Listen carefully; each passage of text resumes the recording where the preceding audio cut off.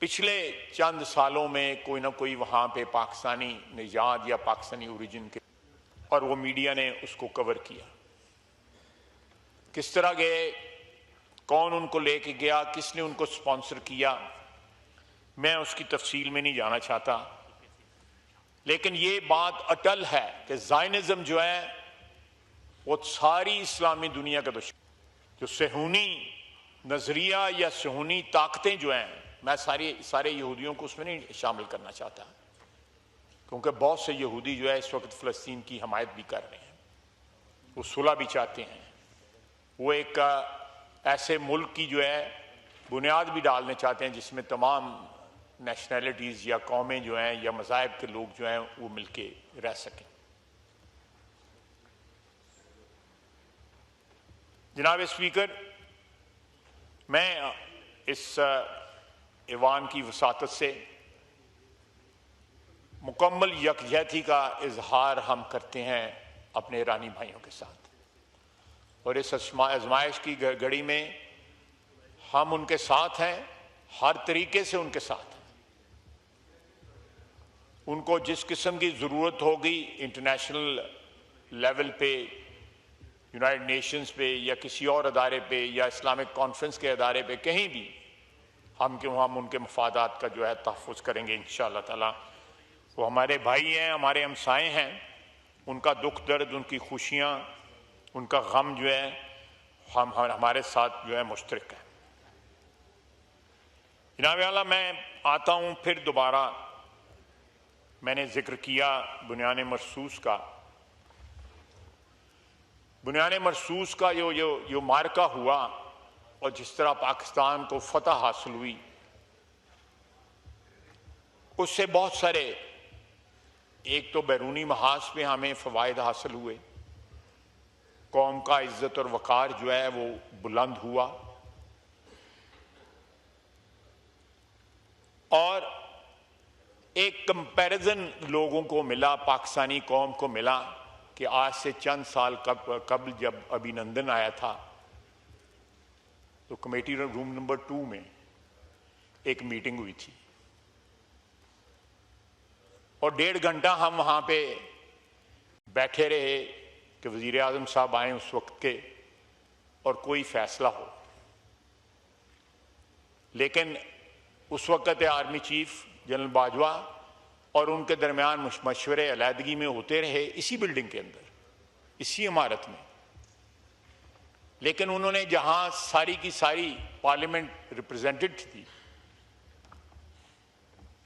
असद कैसर साहब भी वहां पे मौजूद थे, उन्होंने उसमें शिरकत से, लेकिन फैसला जो है जो कुछ हुआ वो आपके सामने है।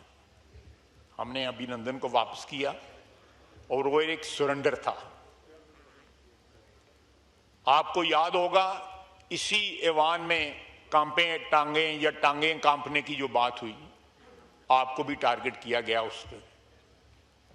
ये सारा तारीख है, और हम उस तारीख पे उस वक्त भी शर्मिंदा हुए, आज भी शर्मिंदा हैं कि आर्मी चीफ और उस वक्त के वजीर आजम ने मिलके कौमी वकार को ठेस पहुंचाई, और जो फतह उस वक्त एयरफोर्स ने हासिल की, एक जहाज जो है पाकिस्तानी स्पेस को जिसने वायलेट किया उसको गिराया और उसके पायलट को हमने गिरफ्तार किया।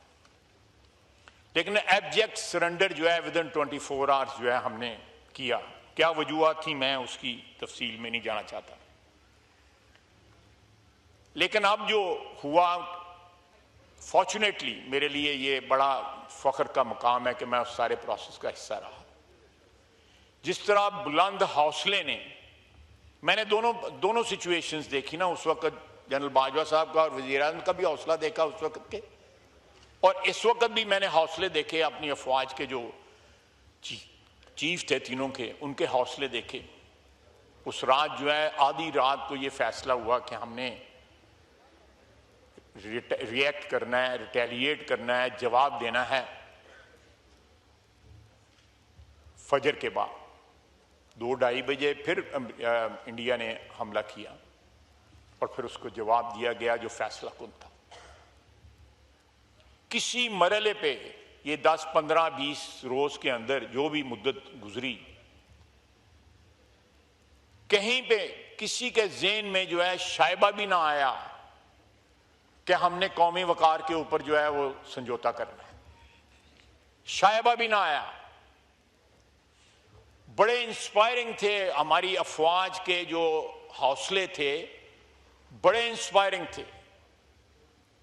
बड़ी मुद्दत के बाद जो है रियासत में जो है एक एतमाद आया, हम लोगों को एतमाद आया, अवाम को एक एतमाद आया कि हमारे मुहाफ़िज़ जो हैं वो दलेर हैं, रेजोल्यूट हैं और उनके हौसले बुलंद हैं और पाकिस्तान के चप्पे चप्पे की हिफाजत करेंगे। और जो हमारी एयरफोर्स ने कमाल दिखाया, जिनके जहाज से वो भी आशश कर उठे, वो भी आके पूछते हैं कि ये जहाज हमने तुम्हें दिए थे, NH की लाया है जी, ये कमाल दिखाया, ये उनको भी नहीं पता। ये सारे का सारा जो है इंडिजिनस जो है हमारी टेक्नोलॉजी, हमारे बच्चों ने, हमारे जो साइबर वॉरियर्स ने, वहां पे जो है स्टेडियम की लाइटें चली गई, IPL बंद हो गया, पानी रिलीज हो गया डैम्स में, ग्रिड बंद हो गए। ये सारी बातें जो हैं, ये सारे हमले जो है, जो साइबर अटैक्स जो थे, ये हमारे बच्चों ने किए, हमारे जवानों ने किए, साइबर वॉरियर्स ने किए। हमें हमें जो है इस फतह के ऊपर जो है तमाम उम्र जो है ता क़यामत जो है फख्र होगा कि किस तरह ये जंग लड़ी गई और पूरी कौम जो है मुत्तहिद होके अपनी अफवाज के पीछे खड़ी थी। एक पूरी नस्ल को जो है हमारी अफवाज की जो लीडरशिप है उसने इंस्पायर किया है। रियासत के अंदर एतमाद जो है वो कहीं नीचे था, वो आसमान को छू रहा है। जनाब स्पीकर, बजट के दिन है, फौज की मजबूती और मईशत की मजबूती दोनों हैंड इन हैंड चलते हैं। हमने पिछले 1 साल के अंदर स्क्रैच से, मैं लंबी चौड़ी फिगर्स के चक्कर में चाहता, मैं कोई इतना ना मैं इकोनॉमिस्ट हूं ना कोई बजट का एक्सपर्ट हूं, लेकिन आज से 1 साल कबल जो है, 1 साल से कुछ ज्यादा अरसे में जो अचीव किया है, मैं वज़ीर ख़ज़ाना को खराज तहसीन पेश करता हूँ। वो गैर सियासी शख्स हैं, टेक्नोक्रेट हैं, बैंकर हैं।